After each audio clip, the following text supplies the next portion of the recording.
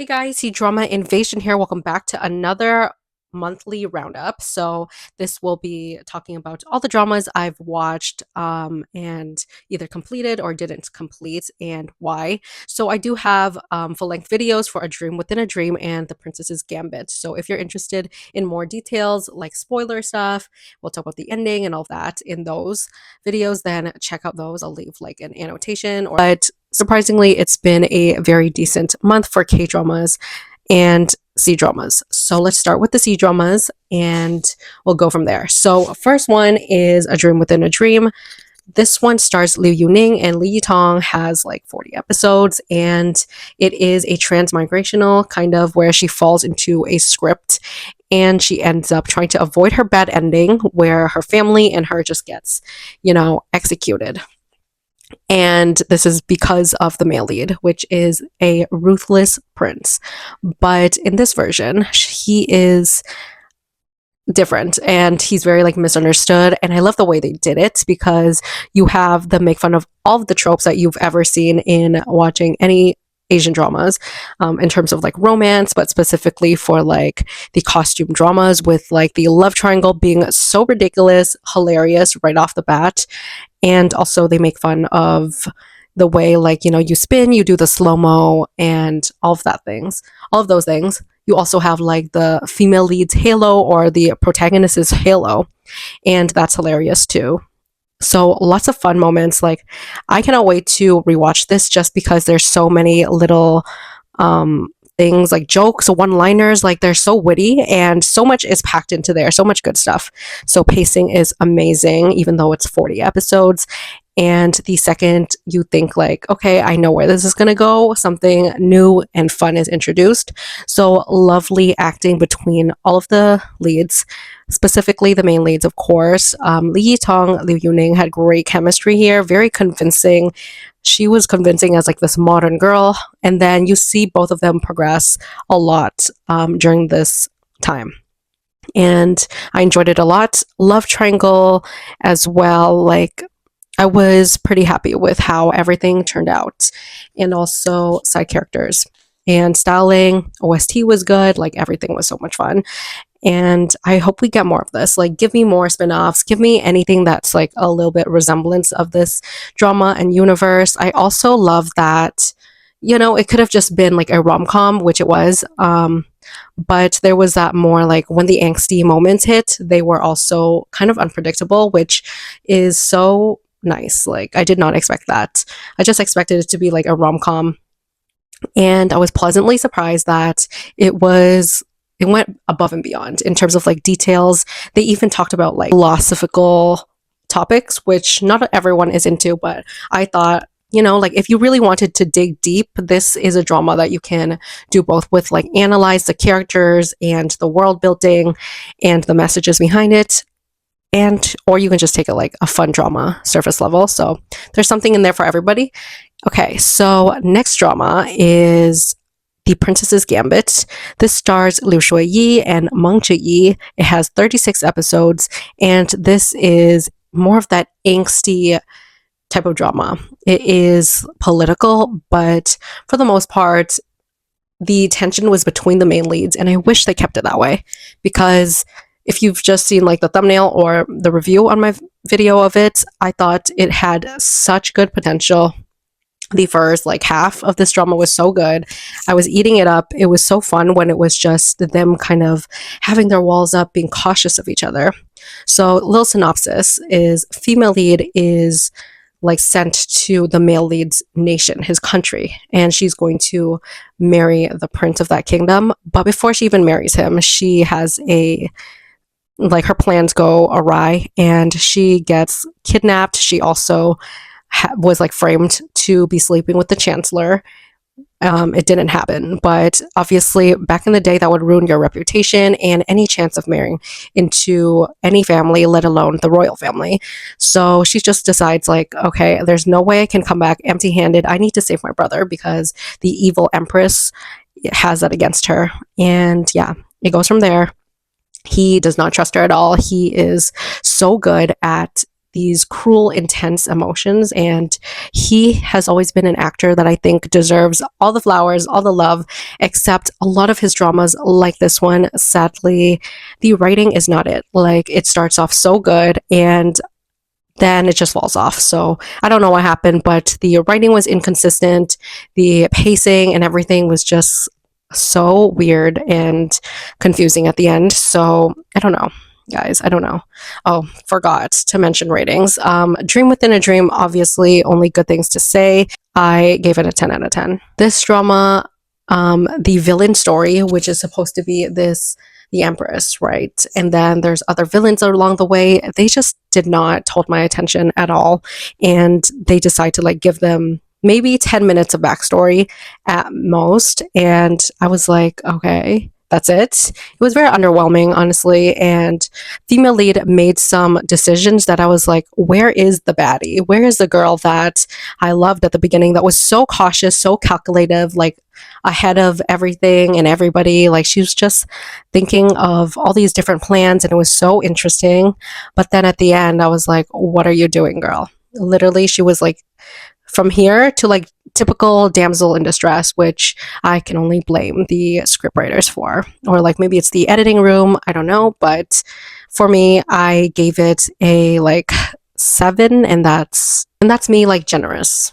The next drama I absolutely devoured, and this is Reborn. And just a fair warning, even though it's like 23 episodes, it does feel very slow burn.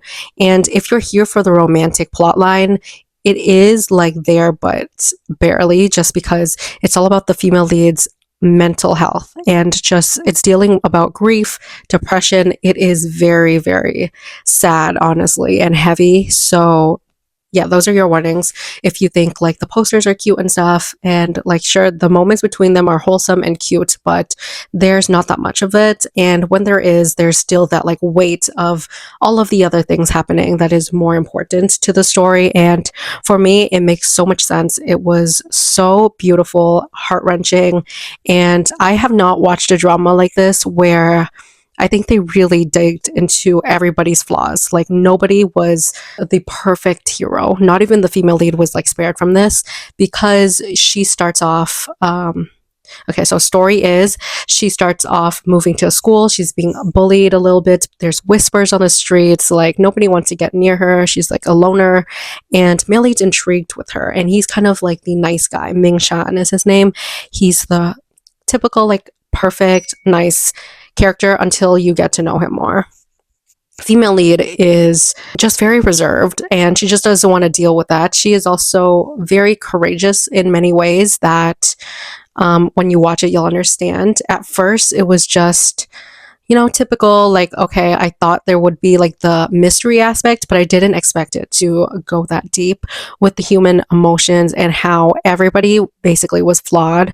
She kind of like looked at her sister as a burden because her older sister passed away, and there were just so many rumors about her. She was this like beautiful dancer and she had a bright future ahead, but everybody kind of looked at her like in a stigmatized like community because there was rumors that she died because of an STI or STD.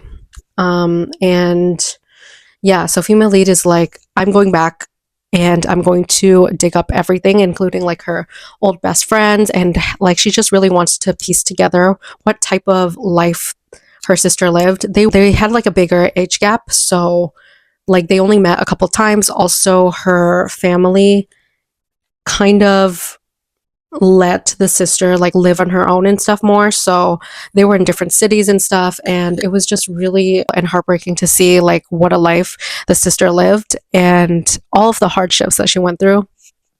And I thought that it was such a beautiful moment when you saw like the female lead start to really change her mind, and she's really hurt about it, and she really feels that regret because she didn't know, and it's not her fault. But at the same time, like, nobody was really there for the older sister, and I think that's a big part of this drama, that all of these characters are really sweeping it under the rug, and that's where the female lead's frustration comes from. She's like, what the heck, like, there's nothing but bad news, bad rumors about my sister, and I really want to know why she passed away. acting wise, like everybody nailed it, but I think the most highlight is the mom and the daughter duo. So Jang Jing Yi, this is another one for the books. I did not know what to expect from this, just knowing like the vague synopsis was like, girl is just trying to uncover the death of her sister and like what went on in her life, which is true, but there's so much more, especially with like family ties and how that can be very toxic and painful, but complex, like definitely complex. The mother did such a good job. Like there were moments where I was raging at the screen, just like the female lead. I was on her side. I was like, what the heck is wrong with these people? Like, are you heartless? Your daughter passed away, and just because she wasn't close to you, we're just going to pretend that nothing happened. And there's also other moments where you see her perspective, and I think that really, for some people, like they don't forgive it, but I think the show did a beautiful way, like portraying both perspectives and being able to empathize with both characters. So yeah, male lead was a solid green flag, a rock. Like if she said jump, he'll be like how high, or like he's always there for her. And that's one of the quotes. It's like no matter where you are, like if you look back, I'll be there to like basically support you and be by your side. And it's just so perfect for a chaotic and heartbreaking. I just love the social issue here and the commentaries on all of these things, with from school bullying to just society like not accepting women in this society just because of one thing, and that kind of overshadows your entire life. Like she had toxic relationships, and unfortunately it kind of overshadowed what she was. People kind of looked at them with like either pity or like the knowing gazes, like those like, oh yeah, like she deserved it type of thing. And I hate that so much. Honestly, very emotionally impactful, and it's one that will stick with me for a very long time. I did not expect this from this drama going in, and it's really becoming like the best, probably the best drama. Modern romance drama I've seen this year. In terms of like top 10, it's also up there, like in top 5s. Then my most recently completed drama, and this is Our Generation. It stars Zhao Jinmai and Zheng Linghe. Now this is their reunion for the drama. They worked together on a costume drama before, The Princess Royal, but that one I started it with good feelings. It was very cute, and then it just went downhill. And unfortunately, I have to say it's the same for this one. This is a modern romance set in the 90s, and majority of it is like the youth teen angst and drama, so you're not going to get as much romance as you want at all. Even I felt like the male lead's writing for his character was very poorly written. He was just not as strongly written as female lead. So this is one of those dramas where the male lead, like I said, because he had this like disconnect to the group as well, I felt like he was only there because female lead likes him. Like what you see from her perspective is kind of it. Yeah, I don't know what else to say. Like he was very typical, nothing crazy. He had issues with his parents, and he was kind of, dealing with grief. Like he has a brother that passed away, and the parents are really controlling because of it, and he doesn't want to break their hearts. So he's like, okay, I'll go along with it. But unfortunately, it's breaking female lead's heart. So the first few episodes is them as children, and you see that he starts to like shine whenever she's around. She really gets him out of his shell, and it's just so kind. I love her. The younger actresses did such a good job, but really not a lot of character development happened. It felt like she was waiting to be chosen, and I was like, she's not a pick me, but I'm just saying that's how it felt, because he was not putting in the work, he's not putting in the effort, and I'm so sorry, but she deserves better. And the whole time I thought about it, especially when they grew up, because I started getting bored like maybe halfway through. I was like, okay, when are we going to see them in the future? Like, how is this going to play out? We're going to see them like, I was very disappointed. I understand where they're going from. Like, realistically, friendships don't really like, you're not as close with your friends or anything, so makes sense why they wouldn't get that much screen time. I was just so sad that all that set up for like 3/4 of this drama, and you're telling me at the end I barely even saw the friends. Like, what is going on? Like, what happened to them? Like, I wanted to know. Everything with the friendship felt very brief and like they forgot about it. They're like, oh crap, it's time to develop the romance, or it's time to develop the main characters when they grew up. So what should we do? And then they ran out of time or something, like the episode's length.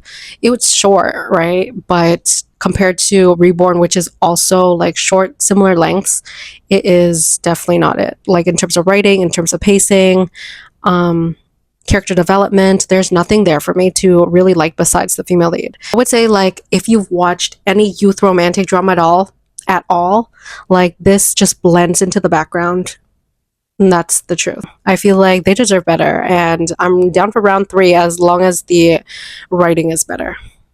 So yeah, I do like them on screen together. They're cute and all, but this was not it. Yeah, so this one, 6. Yeah, 6. Okay, the rest of this is K-dramas, and first one is The First Night with the Duke. I literally flew through the first 7 episodes, 7 or 8 episodes, so almost like 70%, 80% through this. The second you guys recommended it to me, and I watched the first episode, and I was like, oh, this is like K-drama version of A Dream Within a Dream. Like very similar, where she falls into this story and she falls in love. Well, she's trying to avoid the main character, but then she actually hooks up with him. Hence the first night with the Duke, and he's just obsessed in love with her. It's not like too crazy plot wise.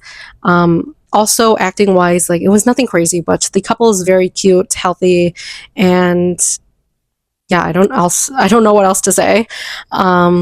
Just like a fun time. I do like that she kind of made like this cocktail club, and she used like her modern day drinking habits to just become the most popular cool girl. I did also like that she puts the villains in their place, and she was trying to tell herself like, do not interfere with this, we know the rules.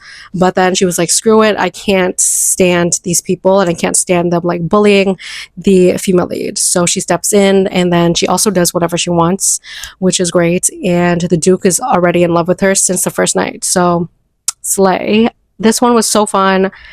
7.5 to 8 out of 10. Head over heels, this is a K-drama, so cute. Male lead is from Trauma Code. He's the second male lead in that drama, and I'm so happy to see him popular because I really liked him there. And so female lead is played by Cho Yi-hyun, and she was in All of Us Are Dead. I think that's the zombie K-drama, came out a couple years ago. And so female lead is a shaman, and her mom is a great shaman, so she's a shaman as well. She's also a high schooler, and she's also in love with the male lead. So his grandma comes in with him, and she's in this gear where like she kind of covers her face. It is a little bit silly where you're like, okay, a little mask, and all of a sudden we don't know who this girl is, but it's like a hidden identity thing. This is such a cute rom-com.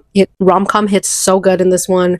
Romance is so pure, so sweet, so adorable, but she is basically his saving grace, and he doesn't believe in this stuff. He's like, all of my life he has bad luck, and he's like, that's just dumb that a lot of people try to scam his grandma who loves him so dearly, and she's actually not a scam, but she's his last straw. He's like, no way, I do not believe you. And she ends up being his classmate, so she has to sneak around and do these little like ritualistic things, like these what is it called, a talisman, where she like writes down stuff so he gets like warded away. Yeah, so that wards off like all the evil presences. And there's just some fun cliffhangers as well, but mainly rom-com, supernatural twist in a just sweet way that I didn't find boring, thank goodness. Like all the cases had to do with the main characters, and also there was a time limit where male lead is supposed to die in a month. So she's like, if I protect him or whatever.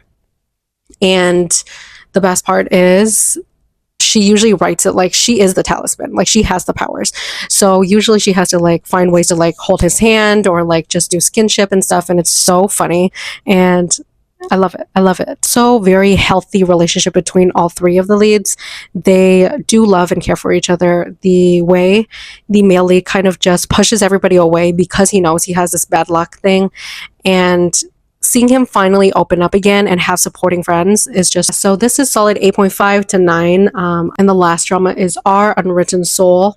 This was so beautiful. This stars Park Bo Young and Junior Lee Jin Young. Yes, Park Bo Young is so good in here. She plays twins, so two different characters, and immediately the first like 2 episodes had me like tearing up. It was so beautiful.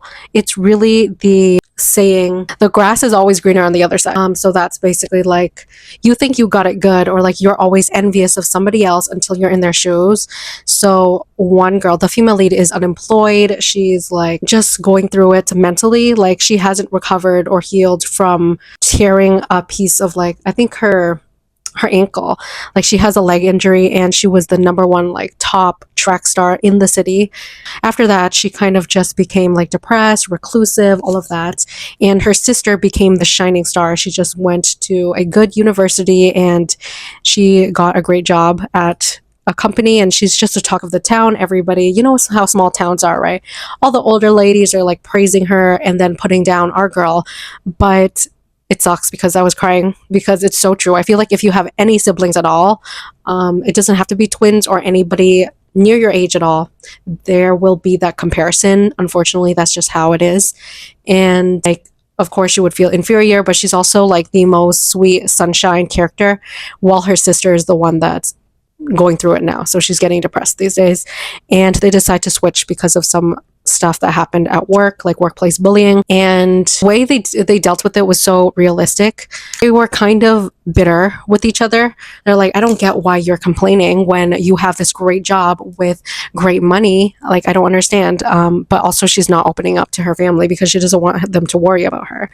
So this is about healing yourself and standing up for what's right, and also just that connection with family just never goes away. And it's better to tell somebody that loves and supports you, like they don't understand you, but you try. Like it's painful, but it's worth it. Like slow burn developments, but there's just so many beautiful like quotes and how it's written, how you see these girls react, and how they just their journey is so different, but heartwarming to see them kind of like come together again, understand each other when they're there, and just be appreciative of the other one. And she was also taking care of her grandma, that when she swapped places, the sister from the city is like, oh, I had no idea she was doing all of this every day. That's a lot of work. This version came in, people are like, oh, what's going on? Like, you don't seem as smiley, or oh, you forgot to do this for your grandma, but you always are here for her. Like, you're like a solid rock in that aspect. So they really appreciate that from each other, while the other one was like the crap that she was dealing with. Everybody literally are so cruel because they don't want to get in trouble, they don't want to get their workplace compromised, and they don't want to be the snitch. So they're just throwing so much piles and piles of work against her. They're whispering, and she has no lunch breaks. She has no days off. She's literally day in, day out, just taking shit from other people. Romance is adorable too. I love both couples. Wish the sister from the city and the strawberry farm guy was like getting more screen time. But yeah, that's really the only complaint. So solid 9, maybe 9.5. Such a good month for me. I started Marrying My Husband, the Japanese version. It is so good. Coroner's Diary, I put it on hold, but because I don't know, I feel like I'm not the biggest fan of some of these, the romantic aspect in here. The cases are fine. Maybe I'll pick it back up later. But yeah, let me know your thoughts. This is a huge video. If I manage to get it down to 20 minutes, slay. But yeah, if it's out like late, that's also why. It probably took me ages to complete, but such a great month for me in terms of watching. There were obviously some that was disappointing, but usually I don't have like 9s, 10s in one video. And I think we got 2 10s and one like 9 or 9.5. So that's great. Let me know what you're watching, and I'll see you guys in the next one. Make sure to subscribe.